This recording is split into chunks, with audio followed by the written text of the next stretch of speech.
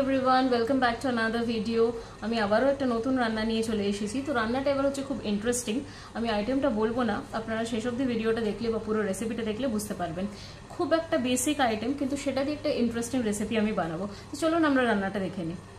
Happy independence day everyone. আজকে আমাদের ৭৯তম স্বাধীনতা দিবস। সেই উপলক্ষে রান্নাটা যাওয়ার আগে আমি 2 লাইন আপনাদের গান শোনাচ্ছি। ভারত আমার ভারতবর্ষ, স্বদেশ আমার স্বপ্ন গো, তোমাতে আমরা লোভিয়া জনম, ধন্য হয়েছি ধন্য গো। তো চলুন এবার দেখে নি আমাদের আজকের আইটেমটা। আজকের আইটেম হচ্ছে তিরঙ্গা রাইস। তো তিরঙ্গা রাইসে আমাদের কি কি ইনগ্রেডিয়েন্ট লাগছে? তিরঙ্গা রাইস মানে আমাদের এই ট্রাই কালার, যে ইন্ডিয়ান ফ্ল্যাগের যে কালারটা হবে সেটাই আমি বানাবো খুব সহজ কিছু ইনগ্রেডিয়েন্টস দিয়ে। বেসিক্যালি এটা একটা ফ্রাইড রাইস হবে, বাট এখানে একটু টুইস্ট আছে। তো প্রথম যে কালারটা থাকবে অরেঞ্জ কালারটার জন্য আমি এখানে গাজর নিয়ে নিয়েছি, বড় সাইজের একটা গাজর কুচি করে নিয়েছি। গ্রিন কালারটার জন্য আমি এখানে 2টো ক্যাপসিকাম কুচি করেছি, আর 5টা থেকে 6টা বিনস আমি কুচি করে নিয়েছি। মাঝখানে যে চক্রটা থাকবে সেটার জন্য আমি কয়েকটা লবঙ্গ নিয়ে নিয়েছি। আর সাদা যে পোর্শনটা সেটা তো নর্মাল ভাতটাকে জাস্ট বাটারে টস করে নেব।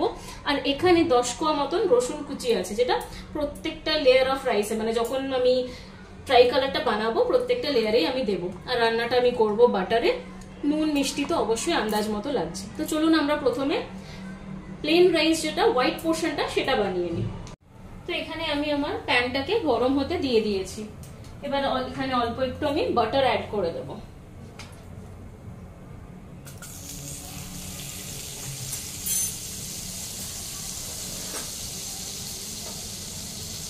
অল্প একটু রসুন দিয়ে দেব। রসুনটা একটু ফ্রাই হয়ে গেলেই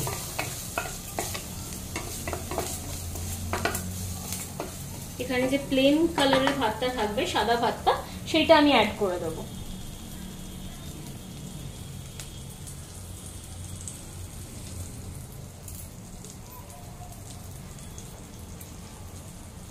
তো এখানে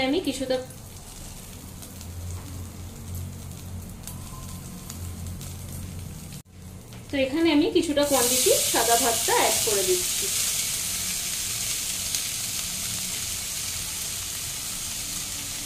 তিনটে লেয়ার করা যাবে, এরকম ভাবে আপনারা করবেন।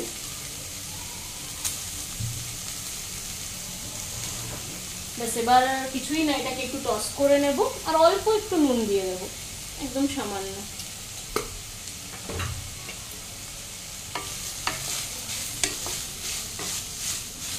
এটা খুব বেশি ফ্রাই করা যাবে না, যাতে কালারটা না চেঞ্জ হয়ে যায়।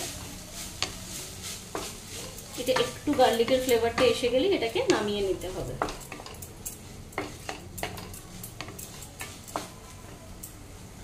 তো এটা এবার একটা জায়গায় আমি নামিয়ে রাখছি। তারপরে আমি আরেকটা কালারের বানাবো। এবার আমি আবারও একটু বাটার আর একটুখানি সাদা তেল দিয়ে দেব। যেহেতু এখানে সবজিগুলো সেদ্ধ হওয়ার ব্যাপার আছে, অল্প একটু সাদা তেল আমি অ্যাড করে দেব।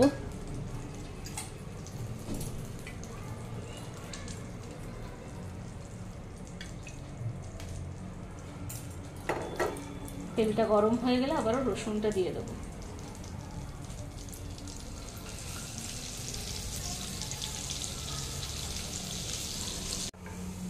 রসুনটা আমার কিছুটা ভাজা ভাজা হয়ে গেছে। এবার আমি এটাতে ক্যারেটটা দিয়ে দিচ্ছি। একইভাবে ক্যারেটটাকে বয়েল হতে দেব।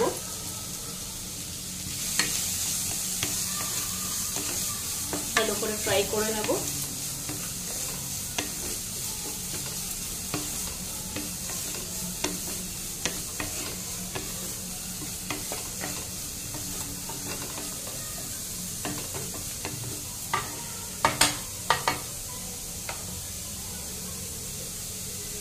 এটাতে আমি অল্প একটু নুনটা দিয়ে দেবো, দিয়ে ঢাকা দিয়ে দেবো। একদম অল্প নুন দিচ্ছি, দিয়ে এটা ঢাকা দিয়ে দেবো। সেদ্ধ হয়ে গেলে তারপর আমি ভাতটা অ্যাড করব।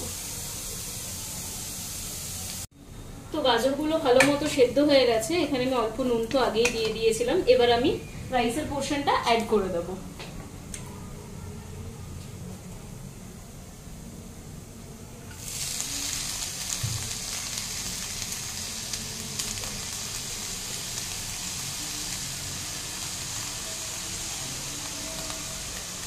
ভালো করে আবারও টস করে নেব। এটা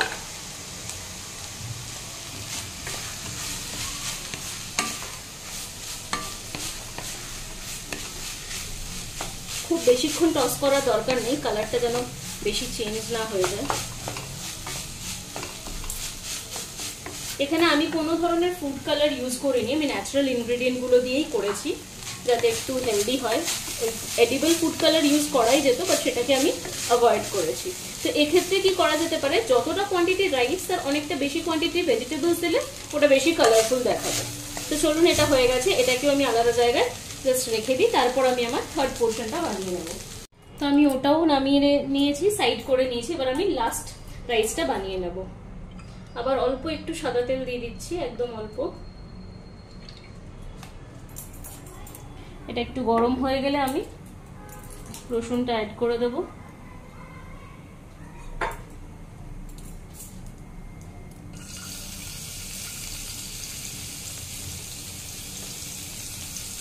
দিয়ে এবার আমি সবজিগুলো দিয়ে দেবো। বিনস আর ক্যাপসিকামটা আমি অ্যাড করে দিচ্ছি। এটাও একইভাবে ফ্রাই করে নেব। এখানেও আমি অল্প একটু নুনটা অ্যাড করে দিচ্ছি। ঢাকা দিয়ে এটাকে সেদ্ধ হতে দেবো। সেদ্ধ হয়ে গেলে লাস্টে আমি রাইসটা অ্যাড করে দেবো। তো চলুন এটাও বানিয়ে নিই। ক্যাপসিকাম আর বিনসটাও আমার ভালো মতো সেদ্ধ হয়ে গেছে। এবার আমি বাকি পোর্শন রাইসটা দিয়ে দিচ্ছি।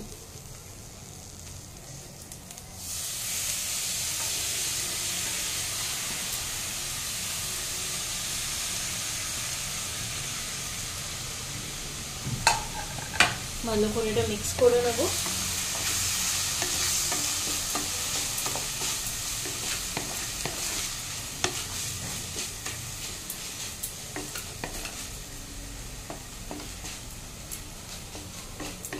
এটাতেও সেরকম ভাবে কিছু করার নেই, এটা রেডি হয়ে গেছে। এবার আমি যে প্লেটে সাজাবো একটা একটা করে লেয়ার আমি সাজিয়ে নিয়ে আপনাদের দেখাচ্ছি। প্রথমে যেরকম অরেঞ্জটা থাকে, মাঝখানে হোয়াইটটা, আর ওই চক্রগুলোকে আমি লবঙ্গ দিয়ে বানিয়েছি, লাস্টে এই গ্রিনটা।